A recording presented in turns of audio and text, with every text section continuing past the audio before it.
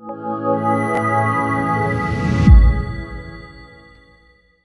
लोग लगातार जो है सदन चलाना चाहते हैं और सदन चला भी रहे हैं, लेकिन जो जनहित के जो मुद्दे हैं, जो उज्ज्वलंत मुद्दे हैं, उसको भी हम लोगों को, विपक्ष को अधिकार है कि उन मुद्दों को भी हम लोग जो है सदन में उठाने का काम करें।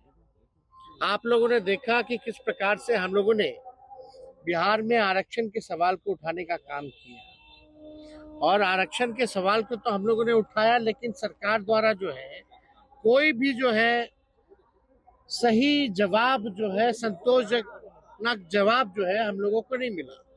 आज हम लोगों के साथियों ने, सभी लेफ्ट पार्टियों ने, माले के लोगों ने, आरजेडी कांग्रेस के लोगों ने, जो देश में सबसे उज्ज्वलंत मुद्दा है वक्फ बोर्ड को लेकर के, इसको हम लोगों ने उठाया, लेकिन स्पीकर साहब ने हम लोगों को वक्त नहीं दिया इस पे कोई बात करने को, और सीधे जो है खारिज कर दिया गया। देखिए, केंद्र सरकार द्वारा पूरी तरीके से साजिश है देश में नफरत फैलाना। ये पूरी तरीके से जो वक्फ बोर्ड का जो बिल लाया गया है, ये असंवैधानिक बिल है, और इसका विरोध हम लोगों ने पार्लियामेंट में भी किया, सड़कों पर भी करेंगे, और बिहार में विधानसभा में भी हम लोग कर रहे हैं। किसी भी कीमत पर जो है ये बिल जो है असंवैधानिक बिल, इसको हम लोग पास होने नहीं देंगे। हालांकि ये मुद्दा जेपीसी में है, वहाँ हम लोग अपने दल के तरफ से हम लोग मजबूत तरीके से हम लोग अपनी बातों को रख रहे हैं, लेकिन सरकार का एकमात्र एजेंडा है हिंदू मुसलमान में नफरत फैलाना। और इस देश की खूबसूरती ही डाइवर्सिटी है, देश की खूबसूरती डाइवर्सिटी है, इसलिए किसी भी प्रकार से जिस प्रकार की नफरत की राजनीति हो रही है, इसके खिलाफ हम लोग हमेशा से खड़े रहेंगे। दूसरी बात हम ये बताना चाहेंगे आप लोगों के समक्ष कि कल उप मुख्यमंत्री सम्राट चौधरी जी ने, जब हम आरक्षण की बात कर रहे थे, तो उन्होंने एक झूठा बयान दिया, और असत्य कहना, झूठ कहना, उप मुख्यमंत्री को शर्म से डूब मरना चाहिए। जो हम बातें करें, उन्होंने कहा कि 90 से लेकर के 2004 तक हम लोगों ने कोई आरक्षण ही नहीं दिया।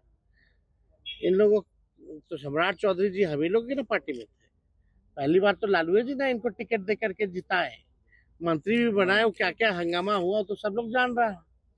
लेकिन उनको कम से कम जानकारी होनी चाहिए कि लालू जी की सरकार ने, राबड़ी जी की सरकार ने कितना आरक्षण लोगों को दिया।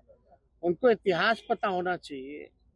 सबसे पहले जो आरक्षण जो है पिछड़े अति पिछड़ों का, आप देखिएगा, फैक्ट चेक कीजिएगा, तो 1978 में जन नायक कर्पूरी ठाकुर जी ने दिया था। पिछड़ों को 12% और अति पिछड़ों को 12% और पिछड़ी जातियों को 8% आरक्षण दिया था। और उस समय भाजपा के लोग क्या क्या नारा लगाते थे कर्पूरी जी के खिलाफ, आज सम्राट जी को याद है कि नहीं है? जरा पूछिएगा, फैक्ट चेक करके बोलना चाहिए।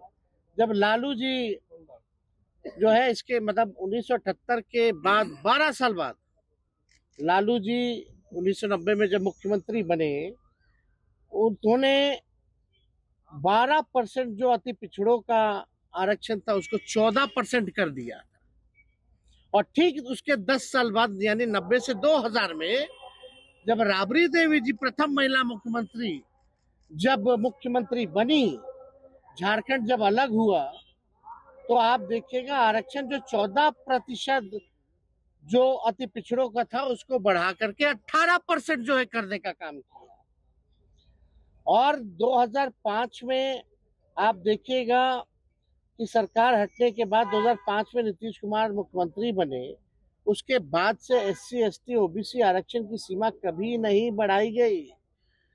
और ठीक कब बढ़ा? जब हमारी 17 महीने की सरकार थी। तो ये जानकारी होनी चाहिए। हम लोगों ने 65% किया पिछड़ों का, अति पिछड़ों का।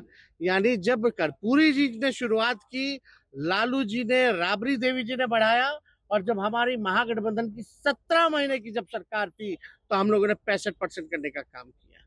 लोग कहते हैं पंचायती राज वाला, तो पंचायती राज वाला तो प्रस्ताव हम ही लोगों की सरकार ने, राबड़ी देवी जी की सरकार ने बनाया था। कोर्ट में फंसा हुआ था, बाद में कोर्ट से निरस्त हुआ तो मुख्यमंत्री जी ने लागू किया, जो पंचायतों में जो अति पिछड़ों का आरक्षण था। और सच्चाई जान जानी चाहिए, आज जिसके दम पर राजनीति में है सम्राट चौधरी, मंडल कमीशन लागू कराने में लालू जी का योगदान नहीं भूलना चाहिए। लालू जी के चक्कर में बीपी सिंह जी को गाली खाना पड़ा, यह जानना चाहिए इतिहास। शर्म आना चाहिए ऐसे मंत्रियों को जिनको इतिहास नहीं पता है और सदन के पटल पर केवल झूठ बोलना, प्रचार अफवाह फैलाना, केवल यही काम रह गया। हमको लगा भाई कुछ तो जानकारी होगा। अभी तो कुछ ही दिन ना हुआ है बीजेपी में आए हुए, जुमा ज्यादातर तो हम ही लोग के साथ रहे, फिर भी अज्ञानी आदमी झूठ बोल रहे। या संगत का असर है या पार्टी का असर है।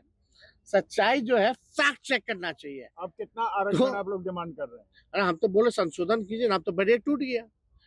और जाति जनगणना के हिसाब से जो है उसमें बहुजनों की जो आबादी है वो 85% है। अगर 65% हम लोगों ने दिया है तो उसको 75 करे या 85 करे। अब तो 100 भी कर सकते हो ना। जब केंद्र सरकार ने जब बैरियर तोड़ दिया ईडब्ल्यूएस में, तो करने के लिए तो कर ही सकते हैं। तो हम लोगों की ये है, और वक्त बोर्ड को लेकर के हम तमाम विपक्षी दल इंडिया अलायंस के लोग एकजुट है। और माननीय मुख्यमंत्री जी को याद करना चाहिए कि बातें बड़ी बड़ी करते हैं, गांधी जी की बात करते हैं और दिल में गॉडसे को बसा के रखते हैं। ये सच्चाई है। ललन सिंह जी ने वक्फ बोर्ड का खुल करके जो है समर्थन किया पार्लियामेंट में।